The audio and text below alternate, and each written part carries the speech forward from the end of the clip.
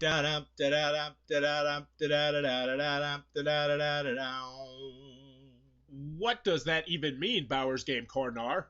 Ahoy there, YouTube! I'm back again today for another game review and a special Kickstarter review. And today we're excited to check out Dreamwell from Action Phase Games. It's for 2 to 4 players, ages 13 plus. It'll take about 30 to 45 minutes to play. And in Dreamwell, you are exploring your dreams, going through the sea and through the skies and through rainbows, meeting bears and octopuses and trying to find your friends or something. It's a little bit of an abstract game with a whole bunch of mechanisms mushed together, but they all work well together. Let's open it up and I'll tell you. Alrighty then, we're going to take a look at what's going to get inside of Dreamwell. Before we get started, I do want to mention this is the promotional copy in front of me, so take everything you see here with a grain of salt. So first and foremost, we got our handy dandy rulebook. I'd say it's about 7-8 pages, double-sided, full color, full of pictures, illustrations, examples, all that good stuff you like to see in a well-done rule booklet. And this is an outstanding rule booklet that'll have you up and running in no time at all. So before I get started, I do want to mention that I have the basic version of the game set up. The advanced version of the game would have 8 of these tiles flipped over and would also introduce these 15 advanced friend cards, which will add some really cool special abilities on them. And once you played the base version of the game, I think you'll probably go to the advanced version and never go back. Not that the base version's bad, but the advanced version is better. It also adds a new action, which is to flip a tile. And I just wanted to mention that before we get started. So in this game, what you're going to be doing is you're going to be wandering around your dream. Your dream is going to be these 16 tiles right here, which, as I mentioned, are double-sided, encountering all sorts of weird animals and psychedelic stuff, going through star doors, and trying to get your balloons to various different locations in order to find your friends. You'll be able to find your friends with these friend cards right here. These are the friends that you are finding. You're going to be navigating two balloons around the board, and everyone's going to be navigating two, so there'll be plenty of balloons on the board if you're playing a 4-player game. So, in order to find your friends, what you're going to have to do is you're going to look at this card, and it will tell you exactly what you need to do. So in order to find this friend right here, you are going to need to be on an elephant with one of your balloons, and this little 3-eyed dude with one of your dudes, and you're also going to have one of those is going to have this background right here. So we can say, all right, we have an elephant right there. So we have one balloon right there. And then we would also have this guy right here. And since this background matches this background right here, we would be able to do a play card action as this, and we would be able to play this card, which will allow us to have 2 victory points at the end of the game, rescue or find this friend, and also do the special ability list at the bottom, which in this case would be perform a draw action, which would let us take one of these cards over here. But I'll talk more about the different actions in a minute. Now, if we had a balloon here and a balloon here, we would not be able to play this card because, as you can see, we don't match the background. And as you can see, they all pretty much are about the same thing, but with different things. Now, you might notice that there is some different scoring going on. So this one is a set, 3 points per each of these that you have. 2 points just for having this card. So there will be different ways to score points, different special abilities, lots of different stuff going on with that. So when you first start the game, you're going to start off with 2 friend cards that you will be able to play eventually. You're going to start off with 2 balloons on the outside of the board. And then when it's your turn, you're going to be able to do 3 actions on your turn. And you can do the same action numerous times. So I will go over the actions that you can do. The first action you can do is you can draw a card from over here. So you can take any one of these 4 face-up cards, or you can take this face-down card right here. So that would count as one of your actions. You just say, you know what, I really like this card, so bloop, and then you would replenish it. So the next action you can do is you can replace the display. So you can completely wipe all 4 of these out and put 4 new cards out there, and that would count as one action. You don't get to draw a card as part of the action, but you would get to replace it if you were looking for a specific thing. For instance, you might want to stack up these guys right here because that can get you a lot of victory points if you have numerous of those set collection cards.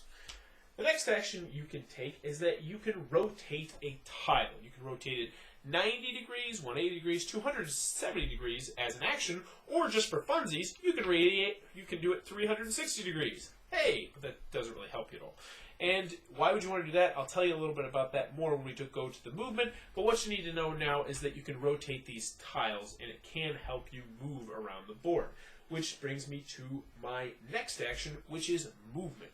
So how movement works is, When you first start the game, you're going to start off the board, and then you'll be able to go on any of the outside spaces and take one move. Now, you can't just move any direction you want. You have to look at the tile and see where the doors are pointed. That is the direction that you'd be able to go. So, for instance, if you were on this rabbit right here, you could not go up because there is not a door right here. You can only go left, right, or down. Now, that would be your one movement action if you went right here. And that would be the end of your move action. However, if you go to a spot that has two doors, so for instance, if we were to go down right now, we would have a door here and a door here, you could move another time. So you could go 1, and then you could also go 2, and that would be the end of the action. But what also can happen is if you're able to position the different doors in various different ways, then you could potentially jump all around the board. So let's just pretend that we went like this. So let's say we're right here. We could go, say we're going to take a move action. We could go through this door because there's 2 there. We could go right here because there's 2 there. And then we could go right here. And then we could go all the way up here. So we jumped all the way from here to here because all the doors were positioned in the right way. So as you can see, how the tiles are rotated is very, very important. The last action that you can take is you can play a friend card, which as we mentioned, these are the friend cards right here. You play the friend card, as we mentioned, by having your people, your 2 balloons on a spot with the background the same way. So, for instance, this one, we would need to have this guy right here and this guy right here. And then as an action, and it does cost an action, which is important to note, you can play this card in front of you. So let's go through a couple of the cards, and I'll show you some of the various different special abilities on the cards. This one is a set collection at the end of the game. So for each of these that you have rescued, and you have a set, you would gain 3 points. So that's really good, especially if you stack them on top of each other. So if you had 2 of these cards right here, you would get 6 points at the end of the game per set. So those are a really good way to get points. Also, this one gets you a special ability which says located. That means that the next time that you play a draw card, you have automatically found a whale. So yeah, I don't have one. That would make this card, for instance, a lot better because you would actually only have to find a swan and make sure it's on the water, and boom, you would locate it. So that's very, very useful. This one's 3 victory points and perform a draw action. This one gives you 1 point per 1 per this. So this is 1 victory point plus 1 victory point per that background, because some will give you victory points based on your backdrop. So you'd want to collect numerous ones of those. And also you get to move to any of the 2 bunnies on this circumstance. So there could potentially be more than 2 bunnies if you're playing the advanced version of the game. So you get to move one of your balloons to a bunny. This one, replace the display and draw a card from it. So that's a really cool special ability. This one, 5 victory points if you have 3 of them rescued. So as you can see, there are numerous different ways to score points, numerous different special action to be able to take throughout the game, and now this probably makes more sense because there's a lot of really cool special abilities on this one. Swap the location of 2 tiles, flip a tile, flip any of the rainbow tiles, so on and so forth. So you're going to continue doing this, taking 3 actions per turn until someone has 7 cards played face up in front of them. They've rescued 7 people. You will finish out that round, tally up your points, and whoever has the most points will be the winner of Dreamwell. And that, in a nutshell, is how the game is played. Alrighty then, Dreamwell from Action Phase Games. What are my thoughts? Let's go over the pros. Let's go over the cons. First, on the con side, the game is not going to be for everybody for a variety of different reasons. 2 to 4 players, restricted player count. Also, it plays best at 2. Now, 3 and 4, don't get me wrong, are still great. Yes, great. 2 is outstanding. I love 2. 2 is fantastic. Highly recommended at 2. 3 and 4 is still a great game. But I feel like you lose a little bit of the options that you have in a 2-player game, and I'll explain what I mean. When you're playing a 4-player game, you have the when you play with any player count, you have the option to rotate tiles, and if you're playing the advanced tiles, then flip the tiles over. In a 2-player game, there's at max 2 spots you're not going to be able to do that because people were on it, and you can't flip a tile if someone else is on it. Whereas in a 4-player game, there's going to be a lot more balloons that are floating around, which means your choices are going to be a little bit more restricted on which tiles you can rotate and flip around, unless you're on that tile, because then you can rotate the tile. Also, I do mention, with 4 players, it does tend to stretch out just a little bit, especially if you have analysis paralysis, which is another con of this game. If someone has analysis paralysis, this is one of those games where it's a very simple game. It's a very easy game to learn, a very easy game to teach, but it's brain burning at the same time, and that's going to be a turnoff to some people because there's a lot of choices. You're looking at the board and you're like, oh my gosh, I need to get here. Can I do one rotation and then I can go from here, there? Well, but wait, I can pick up this card, which means I will automatically locate this thing. So if I can do that card, then I'll be able to automatically turn around and do this card. It might have actions, but this thing, but I need to get this set. There's a lot of stuff going on there, which I personally love, but it does tend to lend itself to analysis paralysis. That is something to note. That's what I got with the cons. Because let's move on to the pros. Dreamwell. I was not excited to play this game. I'll be brutally honest.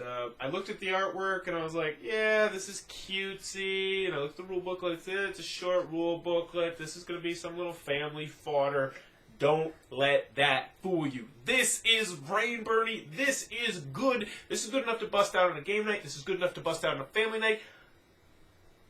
And I'll say, yeah, I think this is simple enough if they include player aid cards to show you the actions you have to teach to new gamers. I would say that this is a gateway game, this is a game night game, and this is a family game, which means boom! Hit the trifecta, which I am always looking for more games like that. So what do I like about this game?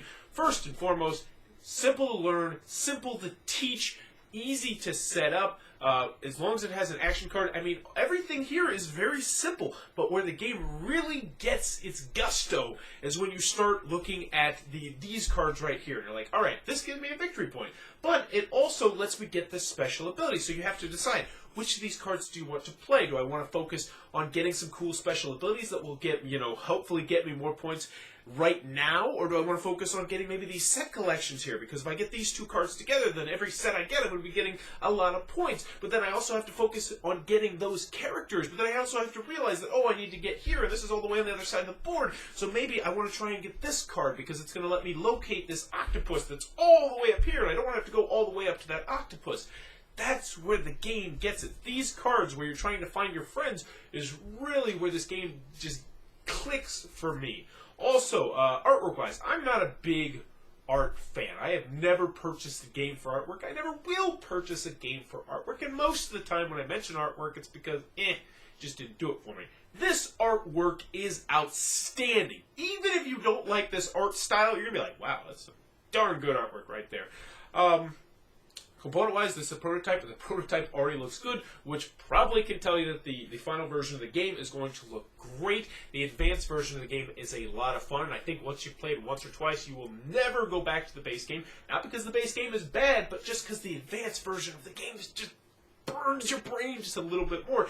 And I liked the fact, this is a little thing that I liked about this, that you can tell what animal is going to be on the back of a tile without having, do the annoying little flip on it, because the colors match up. So the whale and the elephant are both pink. So you know that a whale on the backside is going to have an elephant. Likewise, the little kitty thing and the weird flower thing, they're both white. So you know that they're going to be on the opposite sides. And also, once you introduce the advanced versions of the cards, they have some really cool stuff going on these cards, which, as I mentioned, are my favorite aspect of the game. 2 players is outstanding too, by the way. This is easily one of my favorite 2-player games I have played in a very long time. I'd probably put this right now in my top 22-player games that I've ever played, and I feel like the more that I play it, the more I'm going to enjoy it. My wife has enjoyed it, my game nights enjoyed it, I've enjoyed it. I feel like this game is for everyone. So unless you strictly play with 4 players or higher or solo games, this is a great game to add. Great as it's not even a filler game, because it does take about 30 to 40, yeah, it's fillerish. Great game, highly recommended. I can't say enough about it. Dreamwell from Action Phase Games, highly recommended. If you enjoyed this review, please be sure to click on the subscribe button down below, and also on the Kickstarter link below. This looks like it might be for you, because trust me, it probably is. This is a fantastic little abstracty game. But in the comments below, let me know, what was the last dream that you remembered? Now, me personally, I don't remember too many dreams. I just don't, because when I wake up, like literally, as soon as my alarm goes off, I am in the shower within 45 seconds. So my dreams, I don't really hit too many dreams. The last dream I actually had, I think I was like a hitman. And I remember I was like running and jumping out my window, and then I don't know what else I was doing, but I was a hitman. It was super awesome. I had like a nitrogen bomb strapped to my chest. I don't know. It was super cool. I wish I dreamed more. But what was the last dream that you had that you remembered? And as always, thanks for your time, YouTube.